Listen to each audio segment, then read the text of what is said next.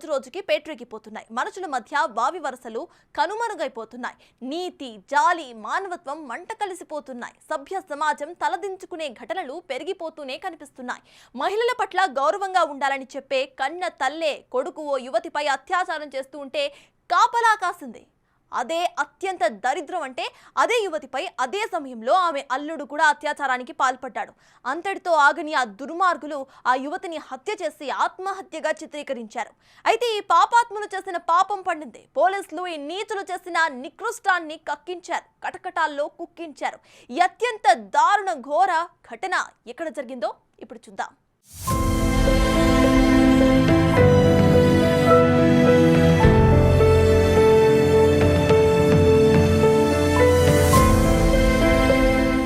నల్గొండ జిల్లా దామరచెర్ల మండలం పుట్టలగడ్డ తండాకు చెందిన రూపావత్ నాగు నాయక్ 22 సంవత్సరాలకు 2 ఏళ్ల క్రితం హైదరాబాద్ లోని ఓ కళాశాలలో చదువుతున్న రోజుల్లో అదే మండలంలోని ఓ తండాకు చెందిన యువతి తో పరిచయం అయింది. అయితే 17 ఏళ్ల వయసులోనే ఉన్న ఆమెను నాగు పెళ్లి చేసుకుంటారని నమ్మించి లోబర్చుకున్నాడు. ఫలితంగా ఆమె గర్భం దాల్చింది.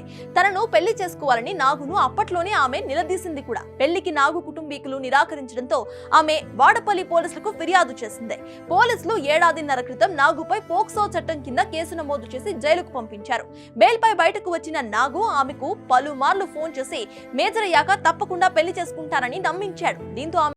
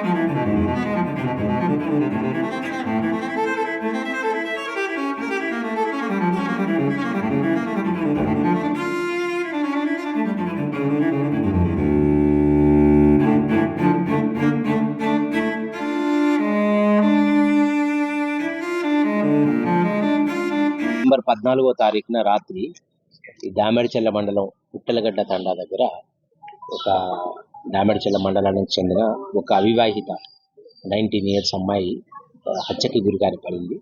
సో దానికి సంబంధించిన నిందితుడిని ఈరోజు rural Miryalaguda rural CI Veerababu గారి ఆధ్వర్యంలో ఎస్ఐ వాడపల్లి రవికుమార్, ఆయన ఇప్పుడు ప్రస్తుతం హైకోర్టు పనుండటం వల్ల హైదరాబాద్ వెళ్లాల్సి వచ్చింది. ఈ has done a very good work in this case. వాళ్ళ ఆధ్వర్యంలో ఈరోజు 3 నిందితులను కూడా అరెస్ట్ చేసినాము. సో దీంట్లో ఫ్యాక్ట్స్ ఏంటంటే, ఈ కేసులో ఈ అమ్మాయికి ప్రస్తుతం ఈ అమ్మాయి హైదరాబాద్లో ఉద్యోగం చేసుకుంటూ ఉంది. ఈ అమ్మాయికి పుట్టలగడ్డ తండాలో ఉన్నటువంటి ఇతను నాగు అనేటటువంటి వ్యక్తితోటి గత 3 సంవత్సరాలుగా లవ్ అఫైర్ ఉంది. సో ఈ మధ్యకాలంలో ఈ అమ్మాయి అతన్ని పెళ్లి చేసుకోమని కోరటం, అతను దానికి నిరాకరించి అమ్మాయి ఫోన్ నెంబర్ బ్లాక్ లిస్ట్లో పెట్టి అమ్మాయిని కొంచెం ఇబ్బంది పెడుతున్నారు. ఈ క్రమంలోనే గతంలో ఈ అమ్మాయికి అతను కొన్ని టాబ్లెట్స్ ఇచ్చి ఒక 2 సార్లు అబార్షన్ కూడా చేయించడం జరిగింది. ఈ విషయం ఈ అమ్మాయి వాళ్ళ సిస్టర్ హైదరాబాద్లో ఉంటే, ఈ అమ్మాయి హైదరాబాద్లో ఉంటూ మొన్న 14వ తారీఖు రాత్రి హైదరాబాద్ నుంచి బయలుదేరి ఈమె ఈవినింగ్ 7:30, 8 o'clockకి ఈ పుట్టలగడ్డ తండా విలేజ్కి వచ్చి ఈ నాగు వాళ్ళ ఇంటికి వెళ్ళింది. నాగు వాళ్ళ ఇంటి దగ్గర నాగు వాళ్ళ మదర్ అయిన ఎక్యూజర్ నాగు తల్లి బుజ్జి, ఈమె కూడా నిందితురాలు ఈ కేసులో, ఈమెను కలిసి కొడుకు గురించి ఇట్లా నన్ను ఇబ్బంది పెడుతున్నాడని అడిగితే ఆమె తిట్టి ఇంట్లోంచి వెళ్ళగొట్టడం జరిగింది.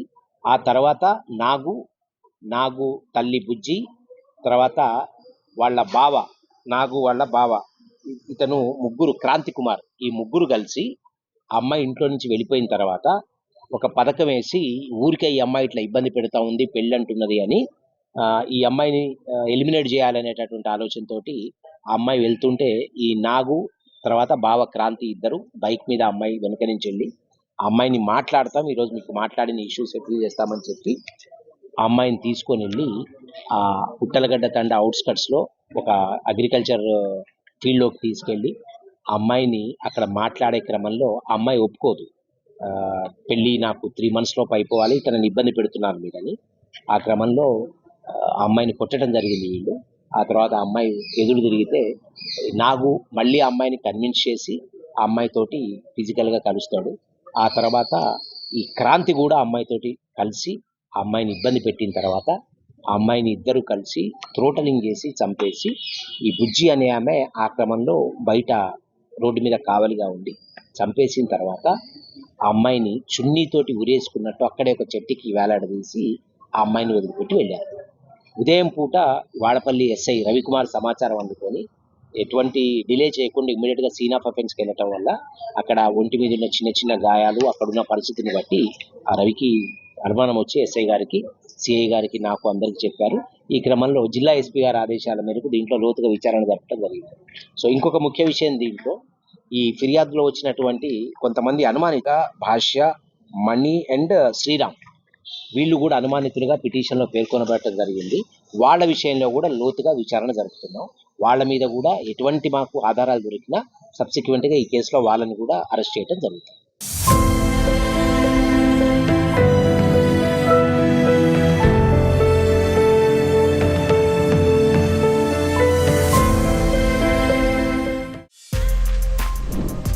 For more videos like this, subscribe Big TV channel.